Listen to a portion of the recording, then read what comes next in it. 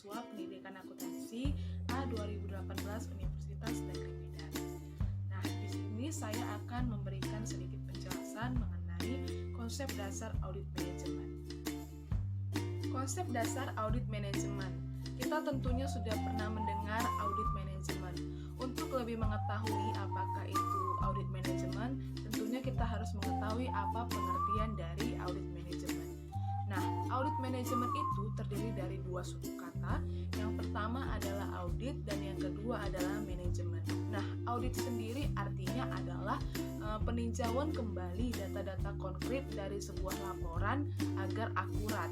Nah, data-data yang ada di dalam laporan tersebut secara detail diperiksa apakah sudah sesuai dengan kenyataan atau justru terdapat sebuah kelencengan.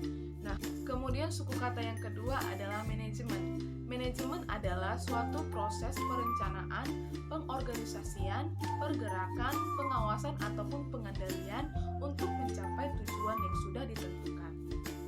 Dapat kita simpulkan dari pengertian audit dan manajemen, audit manajemen adalah pengevaluasian terhadap efisiensi dan efektivitas operasi perusahaan.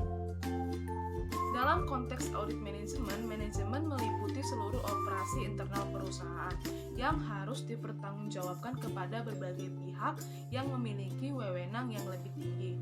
Nah, audit manajemen dirancang secara sistematis untuk mengaudit aktivitas, program-program yang diselenggarakan atau sebagian dari entitas yang bisa diaudit untuk menilai dan melaporkan apakah sumber daya dana yang telah digunakan itu secara efisien, serta apakah tujuan dari program dari aktivitas yang telah direncanakan dapat tercapai atau tidak, melanggar ketentuan dan kebijakan yang telah ditetapkan oleh perusahaan. Berdasarkan pengertian manajemen yang sudah disebutkan tadi, terdapat 4 prinsip dari manajemen yang disebut dengan POEC: Planning, Organizing, Actuating, dan Controlling. Yang pertama adalah planning. Fungsi planning ataupun perencanaan. Fungsi ini merupakan fungsi yang paling penting di dalam manajemen sebuah organisasi. Karena tanpa fungsi ini, fungsi-fungsi yang lain tidak akan berjalan dengan baik. Fungsi perencanaan ini yaitu di mana perusahaan menentukan tujuan perusahaan dan di dalam fungsi ini menentukan strategi awal yang harus dilakukan dalam untuk mencapai tujuan perusahaan. Yang kedua fungsinya yaitu O atau organizing atau pengorganisasian. Nah, setelah lewat tahap dari perencanaan, maka yang direncanakan itu kita organisasikan, yaitu kita lakukan dengan cara menentukan apa-apa saja yang harus dilakukan untuk mencapai perencanaan yang sudah dibuat. Fungsi yang ketiga setelah itu adalah fungsi actuating ataupun pergerakan. Nah, fungsi actuating ini merupakan kelanjutan dari fungsi planning dan fungsi organizing. Nah, di fungsi actuating atau pergerakan ini, pelaksanaan kerjanya itu harus sesuai dengan rencana kerja yang sudah disusun. Yang keempat yaitu fungsi controlling atau pengawasan. Nah, fungsi controlling ini atau pengawasan dilakukan agar perencanaan yang kita lakukan itu bisa berjalan dengan baik. Nah, fungsi pengawasan ini dapat digunakan untuk menilai kinerja dengan berpatokan dengan standar yang telah ditentukan. Juga melakukan perbaikan apabila terdapat sebuah kesalahan. Nah, contoh dari fungsi pengawasan ini yaitu melakukan evaluasi secara berkala terhadap keberhasilan target dengan mengikuti standar indikator yang sudah ditentukan.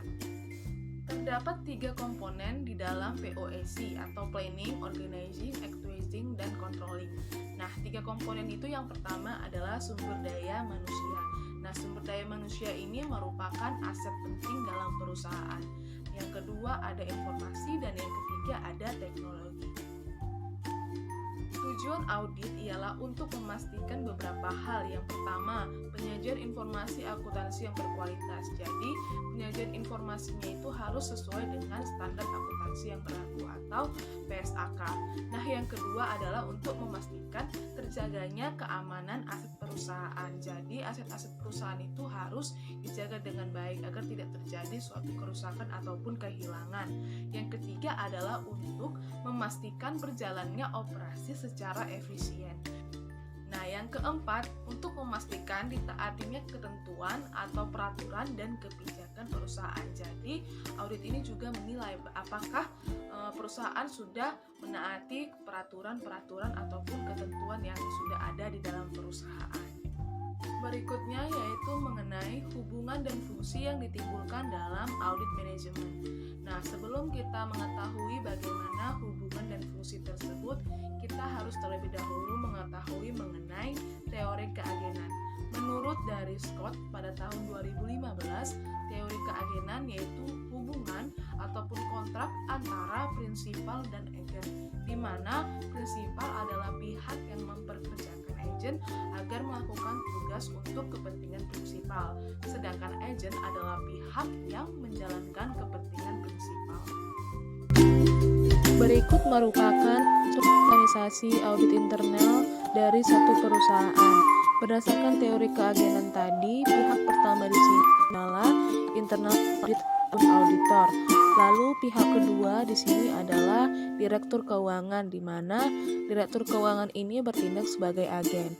Nah, pihak itu ialah entitas yang diaudit, biasanya diwakili oleh manajemen dan karyawan pada perusahaan tersebut.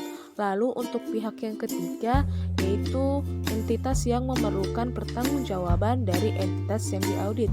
Biasanya itu diwakili oleh dewan komisaris ataupun pemegang saham. Nah, pihak tiga di sini adalah komite audit, di mana komite audit ini bertindak sebagai prinsipal. Hubungan antara ketiga pihak ini memunculkan fungsi penting dalam audit, yaitu hubungan antara pihak pertama dengan pihak yang kedua itu memunculkan fungsi audit. Lalu untuk hubungan antara pihak kedua dengan pihak yang ketiga memunculkan fungsi pertanggungjawaban.